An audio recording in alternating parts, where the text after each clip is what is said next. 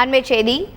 நடிகர் சிவகார்த்திகேயனின் அயலான் திரைப்படத்திற்கு விதிக்கப்பட்ட இடைக்கால தடை நீக்கப்பட்டிருக்கிறது. சென்னை உயர்நீதிமன்றம் உத்தரவிட்டிருக்கிறது. திட்டமிட்டபடி நாளை படம் வெளியாகும் என தகவல் வெளியாகியிருக்கிறது. விவரங்களை செய்தியாளர் சுரேஷ் வழங்கி கேட்கலாம். சுரேஷ் வணக்கம். அயலான் படத்திற்காக எதற்காக தடை விதிக்கப்பட்டிருந்தது? தற்போது தடையை நீக்கி சென்னை உயர்நீதிமன்றம் உத்தரவிட்டிருக்கிறது. பின்னணி விவரங்கள் என்ன?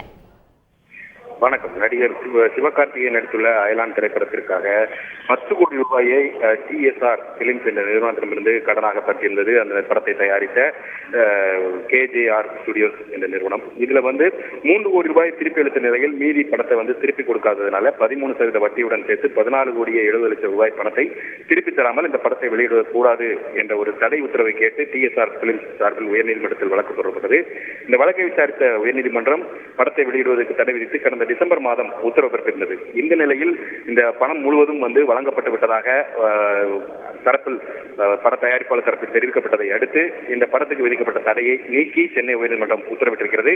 இதே போல இந்த படம் தயாரிப்புக்கு, அதாவது விளம்பரத்துக்கான ஒரு நிறுவனம், தயாரிப்பு நிறுவனத்திற்கும் இந்த விளம்பர நிறுவனம் MS சேலஞ்ச் என்ற ஒரு நிறுவனத்திற்கும் இடையில ஒரு ஒப்பந்தம் போடப்பட்டுள்ளது. இதற்காக செலுத்த வேண்டிய 1.5 கோடி ரூபாயை செலுத்தவில்லை என்றும் அதனால் இந்த படத்துக்கு தடை விதிக்க வேண்டும் என்றும் ஒரு வழக்கு தாக்கல் செய்யப்பட்டுள்ளது. இந்த வழக்கு நீதிபதி அப்துல் குத்தூஸ் முன்பு இன்றைக்கு விசாரணைக்கு வந்தபோது 50 லட்சம் ரூபாய் பணத்தை பிற்பகலுக்குள் வழங்க வேண்டும், அப்படி வழங்காவிட்டால் படத்திற்கு தடை விதிக்கப்படும் என்று நீதிபதி எச்சரிக்கை விடுத்திருந்தார். இதைத் தொடர்ந்து 50 லட்சம் ரூபாய் பணத்தை செலுத்தியதை அடுத்து இந்த படத்தை வெளியிடுவதற்கு எந்த ஒரு தடையும் இல்லை என்ற ஒரு உத்தரவாதத்தை அளிக்கப்பட்டது. அதைத் தொடர்ந்து இந்த உத்தரவாதத்தின் அடிப்படையில் இந்த படத்தை வெளியிடுவதற்கு விதிக்கப்பட்ட அந்த இடைக்கால தடையை நீக்கி நீதிபதி அப்துல் குத்தூஸ் உத்தரவு பிறப்பித்திருக்கிறார். வழங்கியதற்கு நன்றி சுரேஷ்.